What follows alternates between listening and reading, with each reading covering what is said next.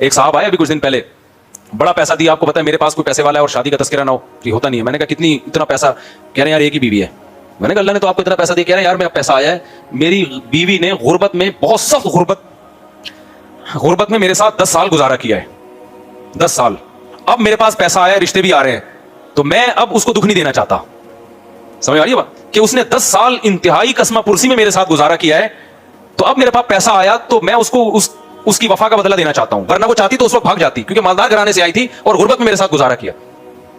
میں نے کہا یار سوچ کیا ہے, بندہ غیرت مند ہے, چھوڑتے ہم پھر بھی نہیں ہیں. پھر میں نے اس کو کسی اور اسٹائل سے سمجھایا کہ آپ کی بیوی بھی وفادار, آپ بھی وفادار, اور یہ آپ کی سوچ بہرحال بہت اچھی ہے کہ آپ کے دل میں وفا کا جذبہ ہے. باقی یہ کہ کسی اور طریقے سے پھر ہم نے اس کو سمجھایا. ٹھیک ہے, میں نے کہا آپ اس نیت سے کریں کہ اس طرح کی اور بھی بہت ساری وفادار عورتیں پڑی ہوئی ہیں جو بغیر شوہر کے زندگی گزار رہی ہیں, ان کی زندگی عذاب بنی ہوئی ہے.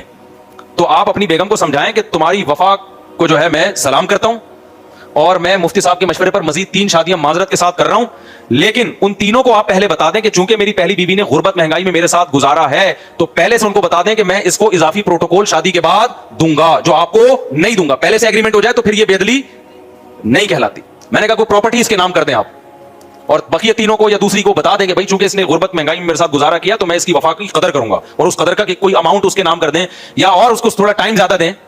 پہلے سے ایگریمنٹ اگر ہو جائے نا دوسری بیوی سے تو یہ پھر شرعاً جائز ہے.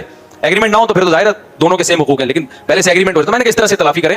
وجہ اس کی ہے کہ اس کی ضرورت دوسری شادی کی آپ کو نہیں ہے, اس کی ضرورت ہماری سوسائٹی کی خواتین کو ہے. تو اگر لوگ اسی طرح رکتے رہیں گے تو پھر مسئلے خراب ہوں گے. ادھر زنا پھیل رہا ہے سوسائٹی میں, نہیں آ رہی بات, میرا خیال ہے سمجھ میں, تو چھوڑتے ہم کسی کو بھی نہیں ہے. اس لیے تو خواتین بہت غصہ کرتی ہیں کہ یار وہ خوش ہو گئی ہوں گی مفتی صاحب وفا کی باتیں کر رہے ہیں ایک دم, آج تو پہلی دفعہ ہم نے یہ سنا ہے. لیکن بہرحال بندہ کیا ہے, خاندانی ہے یا نہیں ہے.